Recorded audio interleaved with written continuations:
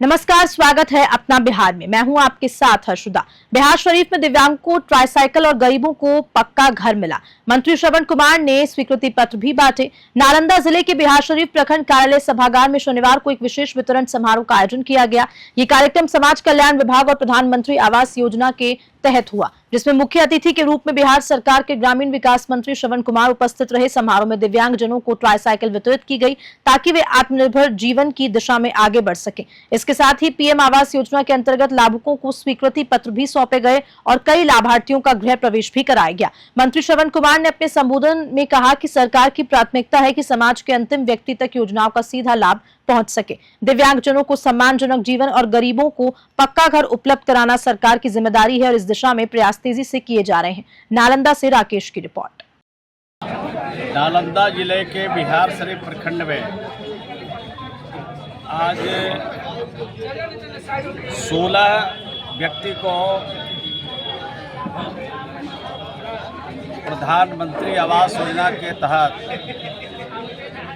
उसमें 5 लोगों को चाबी मिला है। घर का निर्माण का कार्य पूर्ण हो गया है और 11 लोगों को आज घर की स्वीकृति का पत्र भी दिया गया और 2 ही पंचायत के लोग हैं, उनको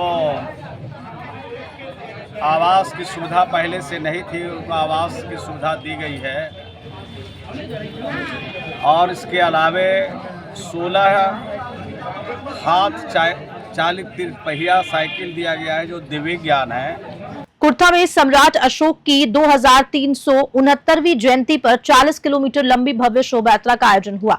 कुर्था प्रखंड मुख्यालय में महान सम्राट अशोक की जयंती पर धूमधाम से मनाई गई। कार्यक्रम की अध्यक्षता मुन्ना कुशवाहा ने की, जबकि आयोजन की जिम्मेदारी जदयू नेता सत्येंद्र कुशवाहा ने संभाली। इस समारोह का विधिवत उद्घाटन बिहार सरकार के भवन निर्माण मंत्री जयंत राज कुशवाहा ने किया। अपने संबोधन में मंत्री जयंत राज ने कहा कि मुख्यमंत्री नीतीश कुमार ने बिहार के हर जिले में सम्राट अशोक के नाम से भवन बनवाने का कार्य किया है और ये सिलसिला आगे भी जारी रहेगा। उन्होंने ये भी कहा कि वे कुर्था की धरती पर पहली बार इस ऐतिहासिक शोभा यात्रा में शामिल हुए हैं और भविष्य में इसे और भव्य रूप देने का प्रयास करेंगे। अरवल से रंजन कुमार की रिपोर्ट। रामनवमी और चैती नवरात्र को लेकर लखीसराय में प्रशासन ने फ्लैग मार्च निकालकर शांति की अपील की। लखीसराय में रामनवमी और चैती नवरात्र को लेकर प्रशासन पूरी तरह से अलर्ट है। डीएम मिथिलेश मिश्र और एसपी अजय कुमार के नेतृत्व में शहर में फ्लैग मार्च निकाला गया, जिसमें एसएसबी टाउन और कबिया थाना की पुलिस ने भी हिस्सा लिया। फ्लैग मार्च के दौरान डीएम और एसपी ने शहर के विभिन्न पूजा पंडालों का निरीक्षण किया और पूजा समितियों को जरूरी निर्देश दिए। डीएम मिथिलेश मिश्र ने लोगों से आपसी भाईचारे और सौहार्दपूर्ण वातावरण में रामनवमी मनाने की अपील की। एसपी अजय कुमार ने कहा कि जिले भर में सुरक्षा के चाक चौबंद इंतजाम किए गए।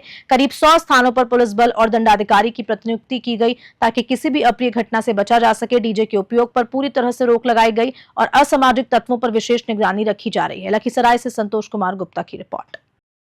शुभ अवसर पर हम लोगों ने फ्लैग मार्च निकाला और सभी संवेदनशील जितने भी चिन्हित किए गए क्षेत्रों में हम लोगों ने फोर्स का डिप्लॉयमेंट कर चुके हैं, स्टेट का डिप्लॉयमेंट हो चुके हैं और आज भी शोभा यात्रा यहाँ पर प्रस्तावित है, जिसको लेकर हम लोग फ्लैग मार्च निकाले और फोर्स का डिप्लॉयमेंट भी कर चुके हैं। कल भी कहीं कहीं शोभा यात्रा का आया हुआ है, वो सभी को हम लोग आकलन कर लिए हैं और उस हिसाब से हम लोगों ने फोर्स का और मशीन का डिप्लॉयमेंट कर चुके हैं। कुल मिला के शांतिपूर्वक कितने स्थानों पर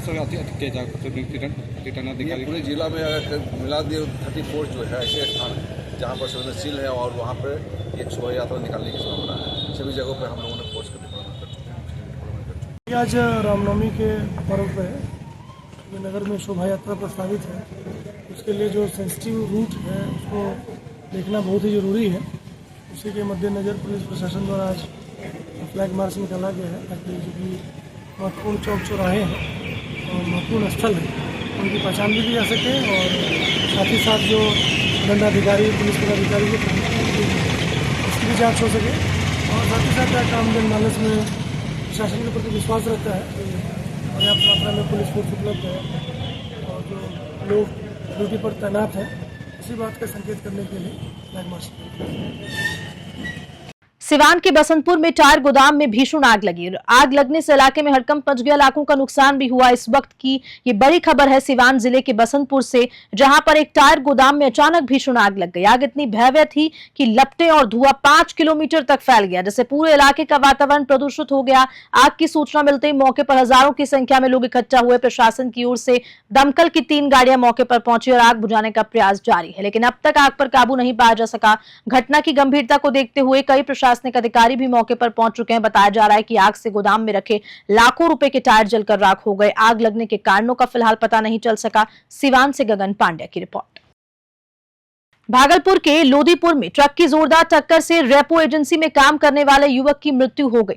इलाके में शोक की लहर दौड़ गई। तो भागलपुर जिले के लोदीपुर थाना क्षेत्र अंतर्गत जीको चौक के पास शुक्रवार सुबह एक दर्दनाक सड़क हादसे में 26 वर्षीय युवक अभिषेक कुमार उर्फ सनी की मृत्यु हो गई। अभिषेक मधुसूदनपुर के बादरपुर गनौरा गांव का रहने वाला था और बाईपास स्थित एक रेपो एजेंसी में कार्यरत था। बताया जा रहा है कि सुबह 7 बजे वे अपने पिता को जल्द लौटने की बात कहकर निकला था, लेकिन रास्ते में दुर्गा स्थान पोखर के पास तेज रफ्तार ट्रक जिसका नंबर JH02BL8050 ने उसकी बाइक को जोरदार टक्कर मार दी। टक्कर इतनी भयावह थी कि उसके सिर का हिस्सा बुरी तरह से क्षत विक्षत हो गया और छाती व हाथों में भी गंभीर चोटें आई। स्थानीय लोगों ने उसे मायागंज अस्पताल पहुंचाया, जहां डॉक्टर्स ने उसे मृत घोषित कर दिया। मृतक अविवाहित था और 4 भाई बहन में सबसे छोटा था। पिता महेंद्र मंडल मजदूरी कर परिवार का पालन पोषण किया करते हैं। इस घटना के बाद परिवार में कोहराम मच गया। दोस्त और परिचित घटनास्थल, अस्पताल में रो रो कर बुरा हाल है। भागलपुर से राहिल सिद्दीकी की रिपोर्ट। सासाराम में सम्राट अशोक जयंती पर निकली भव्य शोभा यात्रा। हजारों लोगों ने बढ़ चढ़कर इसमें हिस्सा लिया। बता दें कि जिले के सासाराम में शनिवार को सम्राट अशोक जयंती के अवसर पर ऐतिहासिक भव्य शोभा यात्रा का आयोजन किया गया। बेदा सूर्य मंदिर से आरंभ हुई ये यात्रा शहर के प्रमुख मार्गों से गुजरती हुई धर्मशाला चौक पर स्थित सम्राट अशोक स्मारक तक पहुंची, जहां श्रद्धा के साथ माल्यार्पण किया गया। घोड़े, बाइक, बैंड बाजे और झंडा पताकाओं से सुसज्जित इस शोभा यात्रा में हजारों की संख्या में बौद्ध भिक्षु, स्थानीय नागरिक और विभिन्न सामाजिक संगठनों के लोग शामिल हुए। विश्व विजेता सम्राट अशोक और मानव एक समान जैसे नारों से पूरा शहर गूंजता रहा। शहरवासियों ने जगह जगह पुष्प वर्षा और जलपान की व्यवस्था कर शोभा यात्रा का स्वागत किया। कुशवाहा सभा भवन में समापन समारोह आयोजित हुआ, जहां वक्ताओं ने सम्राट अशोक के जीवन को समाज के लिए प्रेरणा बताया। रोहतास से रमन किशोर चौबे की रिपोर्ट। भागलपुर में श्रीराम शोभा यात्रा के दौरान डीजे जब्ती को लेकर भगवा क्रांति के कार्यकर्ताओं ने जोरदार प्रदर्शन किया। भागलपुर शहर में भगवा क्रांति संगठन द्वारा निकाली जा रही श्रीराम शोभा यात्रा उस वक्त विवादों में आ गई जब शोभा यात्रा में शामिल डीजे को जिला प्रशासन द्वारा जब्त कर लिया गया। जैसे ही भगवा क्रांति के कार्यकर्ताओं श्रीराम की भव्य प्रतिमा के साथ डीजे लेकर सड़कों पर उतरे, प्रशासन ने डीजे को कब्जे में ले लिया। इसके बाद कार्यकर्ताओं ने खालीफा बाग चौक पर जमकर प्रदर्शन किया और प्रशासन के खिलाफ नारेबाजी भी करी। देखते देखते माहौल तनावपूर्ण हो गया और पूरे इलाके में भारी संख्या में पुलिस बल तैनात कर दिया गया। प्रदर्शनकारी कार्यकर्ताओं का कहना है कि शोभा यात्रा के रजिस्ट्रेशन के समय डीजे पर कोई स्पष्ट पाबंदी नहीं थी। डीजे जब्त किए जाने को अन्यायपूर्ण बताते हुए कार्यकर्ताओं ने घोषणा की यदि डीजे वापस नहीं किया गया तो श्रीराम की प्रतिमा भी थाने में जमा कर दी जाएगी और सभी कार्यकर्ता गिरफ्तारी देंगे। भागलपुर से राहिल सिद्दीकी की रिपोर्ट। वैसा कोई मांग नहीं था, ये कुछ बस मिसकम्युनिकेशन था। जो हम लोग को जो जानकारी मिली है संबंधित SHO साहब के द्वारा, ये पूछा गया था कि किनका स्पीकर है, लेकिन कोई कम्युनिकेशन नहीं हुआ। उस स्पीकर को मतलब एहतियातन तौर पे अपने कब्जे में लिया गया था। बाद में हम लोग को जानकारी मिली कि वो समिति की स्पीकर है, जो वो लोग जो 2 स्पीकर का परमिशन होता है उसका वो इस्तेमाल करने के लिए, इसमें कोई कंफ्यूजन नहीं है, वही 2 स्पीकर ही इस्तेमाल करेंगे। जब सब डीजे का परमिशन अभी भी नहीं है और डीजे का परमिशन DGP सर के आदेश से, चीफ सेक्रेटरी सर के आदेश से पूरे बिहार में बैन है। जय श्री राम, जय श्री राम। पूर्व में प्रेस वार्ता के थ्रू और प्रेस के थ्रू हम लोगों ने यहाँ पे जो है आवेदन पहले दिया था कि हमारा रामोत्सव होने वाला है, हम लोग का विराट शोभा यात्रा होने वाला है रामनवमी का।